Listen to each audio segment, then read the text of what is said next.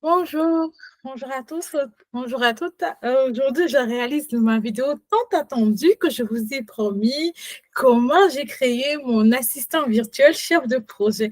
Je suis très heureuse de partager cela avec vous et ça va être un peu rapide parce que sur LinkedIn, ta vidéo ne doit pas faire plus de 15 minutes, mais je vais essayer quand même de vous expliquer les grandes lignes, de faire des démonstrations pour que vous compreniez l'idée et la conception de l'outil et pourquoi pas vous amener à l'adapter aussi dans votre domaine parce que moi je dis que l'IA aujourd'hui ça nous permet ça nous permet chacun de pouvoir créer ses outils et ça serait très intéressant que chacun ait son outil à lui en fonction de son domaine d'activité. C'est d'ailleurs aussi l'un de mes objectifs en partageant ce tutoriel et ou sinon ce petit débrief de la conception de mon outil. Donc, j'espère que vous allez aimer. Et comme je l'ai dit tout à l'heure, on est un peu pris par le temps, mais je vais essayer de vous expliquer en grande ligne les étapes de la conception de mon assistant virtuel chef de projet. La première étape, d'abord se connecter à l'outil Zapier et ensuite, surtout plutôt le centre Zapier. Donc, je ferai le partage, vous verrez à quoi ça ressemble Central Zapier qui met à disposition cet outil qui nous permet d'utiliser plusieurs bots.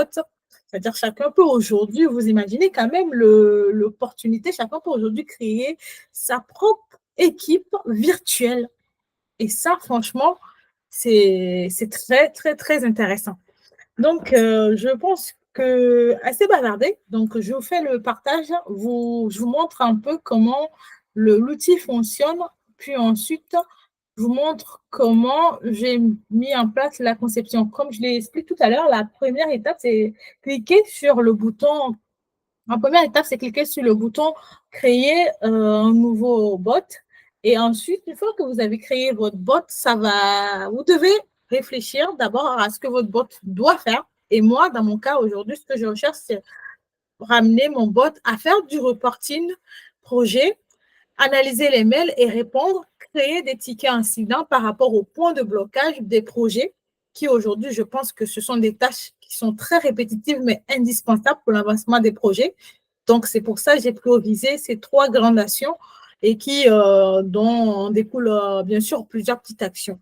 Donc, comme je le dis, l'assistant ne remplace pas le chef de projet, mais quand même, mes amis, on a de quoi avoir peur. Il fait 50% de la moitié de la gestion de projet.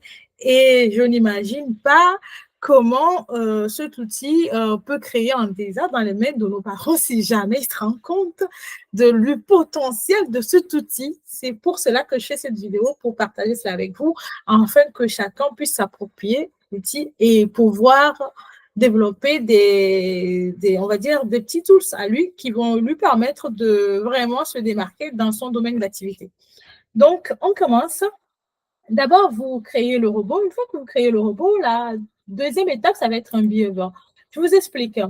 Le bot que nous a mis à disposition, le multibot que nous a mis à disposition, ça fonctionne de cette manière. La première, c'est il y a un comportement, c'est-à-dire que le robot remarque un comportement, vous lui donnez l'action déclencheur du comportement. Moi, par exemple, dans mon cas, l'action qui déclenche le comportement du robot, c'est le reporting. Je lui dis, dès que tu vois le mot reporting, tu dois déclencher telle série d'actions. Donc, une fois que vous configurez le behavior, qui est le comportement qui va déclencher les actions, vous devez ensuite configurer l'action. Et l'action, ça va être, par exemple, dans mon cas, la génération de reporting par rapport au projet. Vous allez me dire, oui, on a bien compris, mais où va-t-il trouver les données ton robot? Bien sûr, Zapier a pensé à tout. Il a mis à notre disposition une base de données qu'on appelle une base de données que vous pouvez, en fait, une fonctionnalité dans laquelle vous pouvez intégrer plusieurs types de bases de données. Ça peut être une base de données comme Airtable, Excel, toutes sortes d'outils qui fonctionnent en termes de base de données. Moi, je préfère plutôt Airtable parce que je pense que la combinaison de Zapier et Airtable, c'est vraiment puissant. Donc, j'ai choisi d'utiliser ma base de données Airtable que j'avais déjà présentée dans mes newsletters. N'hésitez pas à aller regarder sur LinkedIn et sur ma chaîne YouTube Cloud Service Deploy, dans lequel j'explique comment concevoir une base de données pour suivre l'avancement des tâches de gestion de projet. Donc, j'ai connecté cet outil à cette base de données, ce qui va me permettre de faire des reportings, ce qui permettra plutôt à mon assistant virtuel de me faire des reportings à temps voulu. N'est-ce pas merveilleux ça? Du coup, on va faire un premier test vite fait. Je lui demande déjà, moi, le message, comment puis-je vous aider? Franchement, c'est assez réconfortant de savoir que grâce à sa matière grise, on peut s'offrir un assistant virtuel où n'imaginez pas le coût de ce que représente un assistant virtuel au sein d'une entreprise. Donc, pour moi, c'est vraiment un avantage considérable à ne pas négliger. Donc, on commence. Je lui dis, fournis-moi le reporting de la semaine. Fournis-moi le reporting de la semaine. Donc, vous allez voir comment ça fonctionne. Le Zapier a bien pensé. En plus, il te demande si le format du mail que j'ai généré te convient. Est-ce que j'ai bien fait le boulot? Franchement, le robot, il est à tes petits soins et ça fait plaisir. Je vous dis, ça fait plaisir, surtout que on se dit qu'on a un salarié qu'on paye grâce à sa matière grise. Voilà. Du coup, là, il me dit, voici mon format, j'espère que vous voyez bien. Il me dit authentification. Là, par exemple, moi, j'ai un projet qui s'appelle authentification. Il me dit les environnements, la consommation, la date de fin. Il fait vraiment le topo sur l'avancement du projet. Et après, il me demande, est-ce que ce reporting a été envoyé avec succès? Vous pouvez consulter les détails en cours et terminés dans l'email. Donc, je vais aller voir s'il a vraiment envoyé l'email pour que vous aussi, vous vérifiez exactement si cela fonctionne correctement avec moi. Et ensuite, vous voyez, il me pose même la question, est-ce que ça s'est bien passé comme je l'espère? Le robot, il est vraiment à nos petits oignons, en fait. Il est vraiment très, très, très intentionné. Donc, pour ceux qui ont peur pour l'aspect humain, je peux vous rassurer. Aujourd'hui, on a entraîné le robot de telle manière qu'il ne fonctionne plus de manière automatique, mais il y a un peu d'émotion, même si on n'est pas encore au niveau humain. Donc, mais ça fait bien le job. Donc, je vous montre au niveau de mon email si c'est fait ou pas. Donc, est-ce qu'il a envoyé? Oui, il a envoyé le reporting. Comme vous pouvez le voir, il me donne l'avancement des tâches exactement, début, fin, le statut, le consommé, la date et tout ce qu'il faut. Et voilà. Donc, pour cette première partie, comme vous l'avez remarqué, il fait bien le job, notre ami, il fait bien le job. Du coup, nous allons tester les actions instantanées. Comme j'ai dit, je n'ai pas beaucoup de temps pour ne pas rendre la vidéo trop longue. Et ceux qui aimeraient en savoir plus, je vais en tout cas donner des tutoriels gratuits pour les personnes qui vont gagner, les abonnés les plus fidèles. Voilà. Donc, l'action instantanée, comme je l'ai dit, je l'ai combinée avec HubSpot. Et là, ça permet de créer des tickets, contacter les clients et créer de l'engagement. Donc, on va essayer de faire un test vite fait qui ne va pas prendre du temps, la création de tickets. Donc, je vais lui demander, elle me pose déjà la question, est-ce que tu veux créer un ticket? Je lui dis oui.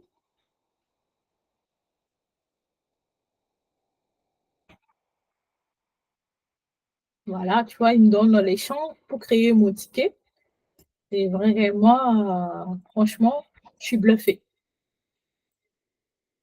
Donc, moi, je reprends les champs. Je vais inventer des trucs vite fait comme ça pour ne pas perdre énormément de temps.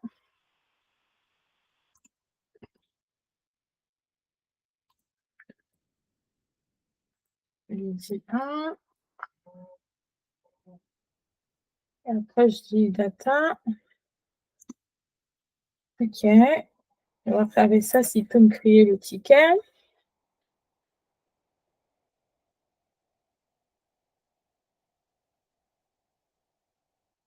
Voilà, donc comme je l'expliquais tout à l'heure, les données sur lesquelles j'entraîne mon robot, c'est ça qui s'appelle la fonctionnalité data source que j'ai connecté avec Airtable. Si j'ai le temps, je vous expliquerai aussi vite fait cette partie. Et voilà, il est en train de créer notre ticket. Il ne reste plus qu'à aller vérifier après dans HubSpot. Bon, apparemment, il me fait un petit grimace. Je n'ai pas mis le bon, on va dire, la bonne variable pour le champ priorité. Donc, je vais essayer de le refaire parce que je suis un peu pressée. Donc, je vais lui mettre le bon champ pour qu'il arrête les caprices, mon assistant. Voilà. Du coup, et la magie opère. J'espère, hein. Franchement, les amis, comme je le dis, je vous conseille vraiment vivement cet outil ne serait-ce que pour la curiosité de voir comment cela peut vous aider dans votre quotidien, que ce soit professionnel ou en tant que chef d'entreprise. Quelles sont les tâches que vous pouvez déléguer à un assistant virtuel et qui vous permettront à vous de souffler et de profiter de la vie, pourquoi pas.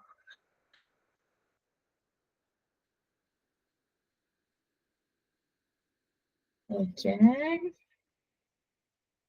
voilà, il me dit que le ticket a été créé. Donc, je vais vérifier dans HubSpot pour voir si notre ami a bien fait le job. Tac, tac, tac.